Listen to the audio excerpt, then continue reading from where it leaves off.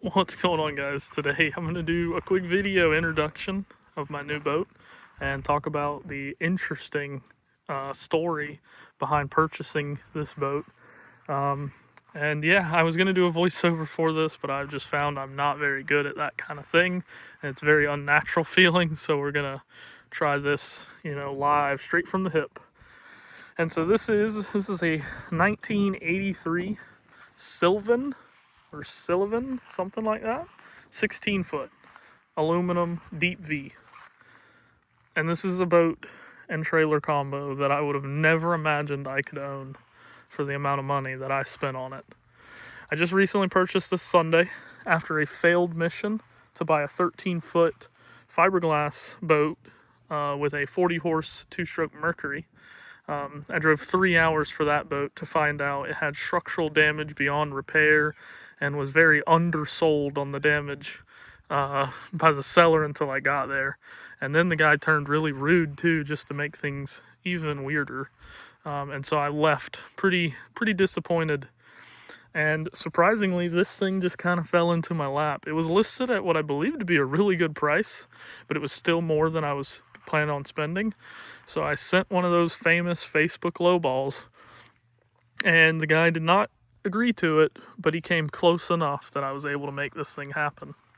One of the details you might notice is we have an aluminum I-beam trailer, which is a pretty sought after, setup, very strong. I did put brand new tires on it for the drive home since it was about a 4-hour drive. Another key detail about this boat and what made it stand out so much to me on Marketplace, just in general, is this cherry red paint. I believe this to be original, and I have a theory on why it looks pretty dang good for a Florida boat. And keep in mind, this is a 1983, and I believe that this is 1983 original paint and stickers, which is crazy. You will probably see that this boat has had some work done to it, and this is, inside-wise, definitely not all original. This is nothing what this boat would have looked like. And there's some story behind that too.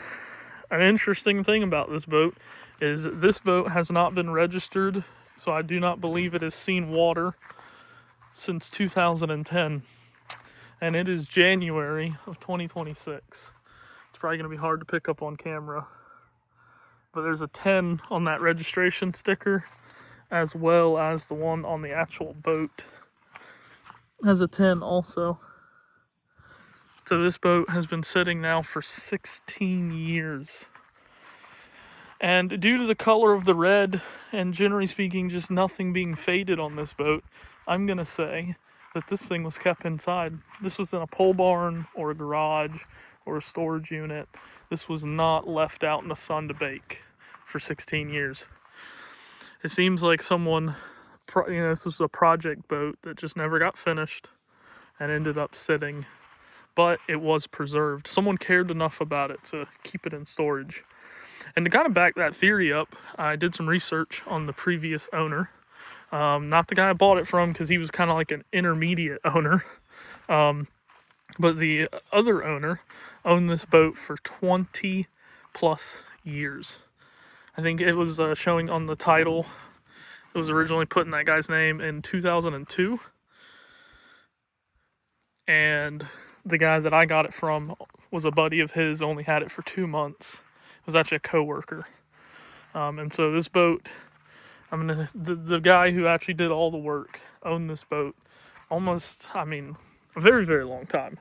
20 plus years is an insane amount of time to own a boat.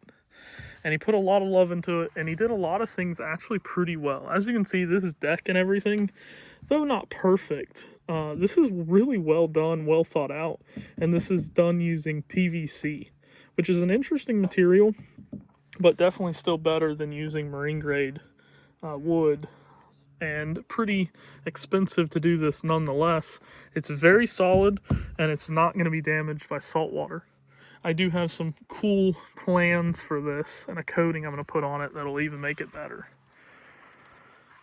But some of this is evident in the engine also.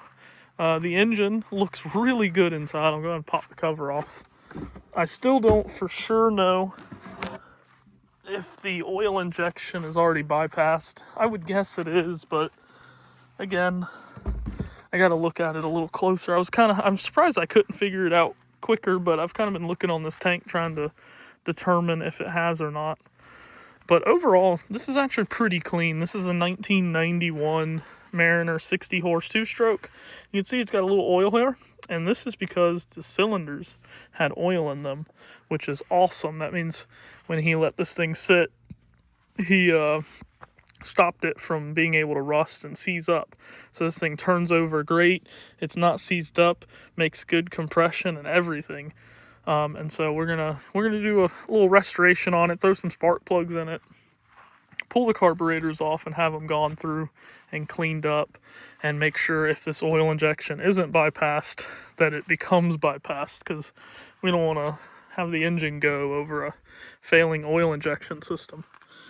But as you can see, all of these plastic bits and everything, nothing's dried out, looks like it's gonna crack or anything. All the carburetors look like the originals, no Amazon carburetors, thankfully.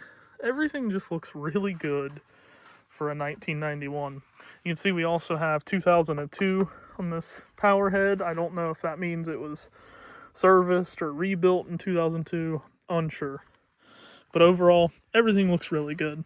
Another bonus is, since this is a 91 and not the age of the boat, which would be 83, this engine has CDI, so the injection system is a lot simpler, or ignition system is a lot simpler and easier to work with. So that's an awesome bonus.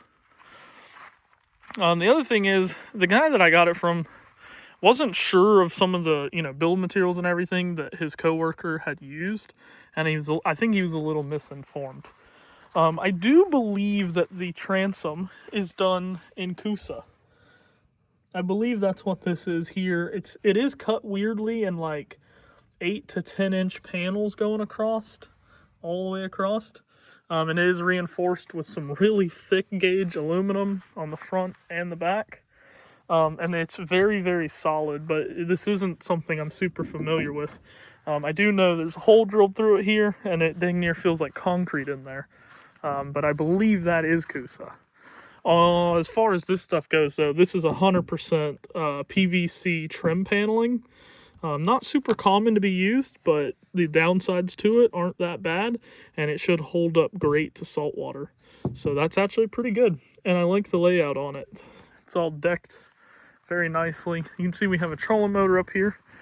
Thankfully, I have a Minn Kota Ulterra that's going to go up here. It's being refurbished and repaired and everything at a shop, and it'll be going on the boat, so we'll have a nice spot lock self-deploying trolling motor. And I'll have to redo all the electrical on the boat. That's the plans. Redo the fuel system, redo the electrical. The other thing I have to address, I have to redo the electrics on the trailer, redo the lights and whatnot. Probably going to swap out LEDs. The controls are actually in good shape, but the ignition, the key's missing. I believe the ignition itself is messed up. I don't remember if it's missing or what the deal is, but we're going to throw a new ignition on it, probably just relocate the ignition up here and abandon the one on the controls. And then we're also going to replace the steering wheel, the steering box in there, and the cable, since the cable is locked up. It's not even hooked up right now. It was completely locked up. I do like that he kept the original metal or aluminum switches. This is pretty cool. I don't know yet if I'm going to continue to use them or just keep them for nostalgia reasons, but they are pretty cool nonetheless. Other than that, you can tell the inside, there's no real seating arrangements. He was kind of in the middle of doing some stuff, obviously, when this thing got sat up. And so I'm going to have to finish setting up the bait well, bilge setup, bilge pump in the back, all that stuff. And I'm going to redo all the electrical. There's not a lot of electric on this boat, so that's going to be a pretty simple thing to go through. I'm going to throw a lithium battery in the rear, 100 amp hour, and then I'm going to throw 200 amp hour lithium 12 volts in the front for the 24 volt trolling motor. And then the plan is also to throw a Hummingbird on the console that will then connect with the trolling motor so that I can control it from the console, which will be pretty cool. and be able to tell it to go to my coordinates when I get close to like a spot that I have marked. Another plan is to probably redo the entire console. The reason being is, one, I'm going to be redoing all the electrical, so I really don't care much about this stuff.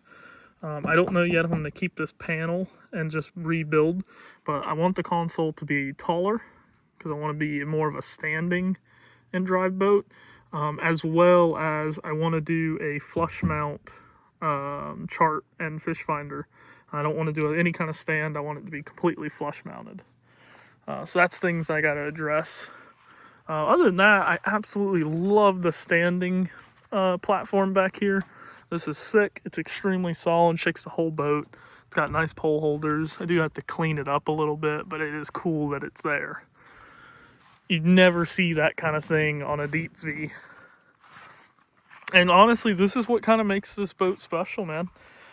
How often do you see a 1983 boat that looks this good and is built out this well in regards of not just being an empty, big, aluminum John boat looking thing? It's actually fulfilled and built out. It needs a lot more work as far as finishing it goes, but overall it's in pretty dang good shape. I mean, there's chips all over the place, but in general, the paint's not faded. It looks clean. It definitely does not look like a $1,200 boat, does it? But that's what we paid. $1,200 with the aluminum I-beam trailer, clean title, ready to go. No soft spots, solid transom. It's a pretty sick little project boat that we are going to be working on. In the meantime, while I work on it, I'm not going to be rushing through anything. I'm going to be doing everything correctly and trying to preserve the 2-stroke for now, with plans to later repower with a newer 4-stroke. And then in the meantime, I have my Seagull Fish Skiff 16 to get me by, with a 2024 Mercury 4-stroke on it. I will probably get rid of this boat at some point. Hopefully my goal is to find a good deal on a 50 to 90 horse 4-stroke with EFI and everything, and then trade this with the, offer this up or sell it to help fund that 4-stroke.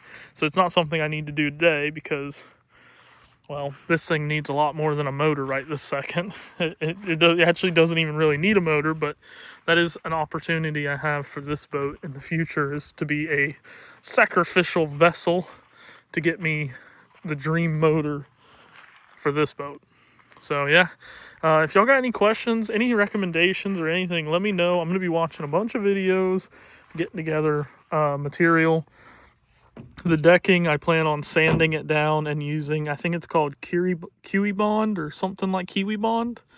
But it's like a acrylic based paint slash coating, and what I'm going to do is I'm going to sand this down because it's got this wood texture. We're going to get rid of that. We're going to get rid of these little lips, sand it smooth, and then we're going to apply that. And what it's going to do, one, is it's going to fill in all our stainless hardware, so it's going to protect this stuff. It's also going to fill these seams so I don't have to worry about water hitting the boat and going down underneath, so that I can get the water to more of a direct route that I want it to go and not just coming through the seams. Because even like our hatches, everything's got seams because these are 8-inch, I believe, wide panels. And so when we coat it and all that stuff, it's going to seal all that up. It's also going to give it a more uniform look, like fiberglass and not like wood panels. But overall, I think the guy did actually pretty dang good. This stuff seems pretty stout. The section he did here is unfinished, and you might not be able to tell, but this down here is actually rod holders that go all the way back to the back of the transom. So that's looks like that'll dang near probably fit most of the pole inside down there. And so this is actually a pretty cool little section to store poles. I don't typically go that route with rods. Normally I would throw them like on the side of a console or something, but this is my first time building a hole similar to this, or even owning or being around one, so there's some planning to happen, but I have a lot of work to do in regards of electrical, fuel, steering. I gotta still get the engines, once I get the fuel and electrical and all that done, we'll get the motor running, I still got to pull the carbs and oil injection and all that stuff and make sure everything's all dialed in. But otherwise, I am still pretty impressed with the overall quality of this boat for what the year is and everything. It's pretty dang solid. I hope y'all enjoyed this video. Let me know down in the comment section if you got any advice for me and what you think of a $1,200 boat of this caliber with a clean title. And I will see y'all in the next one.